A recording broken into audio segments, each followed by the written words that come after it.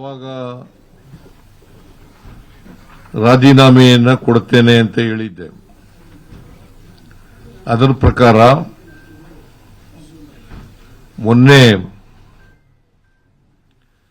ಹೈಕಮಾಂಡ್ನವರು ರಾಜೀನಾಮೆ ಕೊಡಿ ಅಂತ ಹೇಳಿದ ಮೇಲೆ ನಾನು ನಾಳಿದ್ದು ರಾಜೀನಾಮೆ ಕೊಡ್ತೇನೆ ಅಂತ ಹೇಳಿದೆ. ಅಂದರೆ ಇಂದು, ಹಾಗಾಗಿ ಇವತ್ತು ರಾಜೀನಾಮೆಯನ್ನು ಸಲ್ಲಿಸ್ತಾ ಇದ್ದೇನೆ. ರಾಜ್ಯಪಾಲರು ನನ್ನ ರಾಜೀನಾಮೆ ಪತ್ರವನ್ನು ಅವರು ಬಂದ ಮೇಲೆ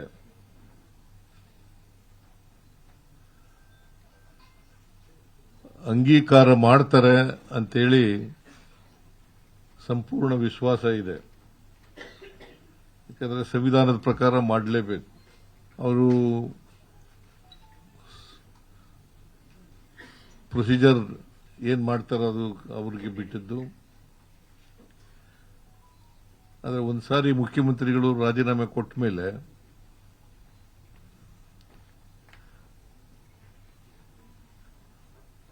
ಅಂಗೀಕಾರ ಮಾಡಿ ಮುಂದಿನ ಮುಖ್ಯಮಂತ್ರಿಗೆ ಅವಕಾಶ ಮಾಡಿಕೊಡ್ಬೇಕಾಗಿರ್ತಕ್ಕಂಥದ್ದು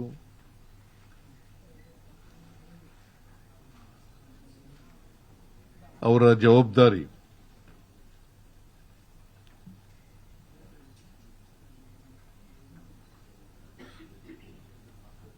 ನಮ್ಮ ಪಕ್ಷ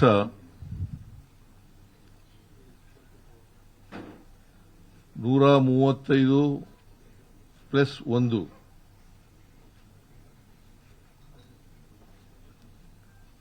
ಸ್ಥಾನಗಳನ್ನು ನಾವು ಪಡೆದಿದ್ದೇವೆ.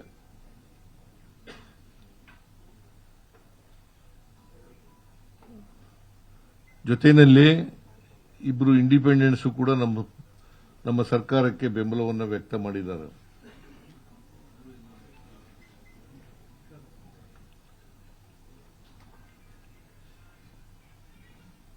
ಅದರಿಂದ ನಾವು ಸಂಪೂರ್ಣ ಬಹುಮತದಲ್ಲಿದ್ದೇವೆ. ಅದರಿಂದ ಮುಂದಿನ ಮುಖ್ಯಮಂತ್ರಿಗೆ ಅವಕಾಶ ಮಾಡಿಕೊಡಬೇಕಾಗಿರ್ತಕ್ಕಂಥದ್ದು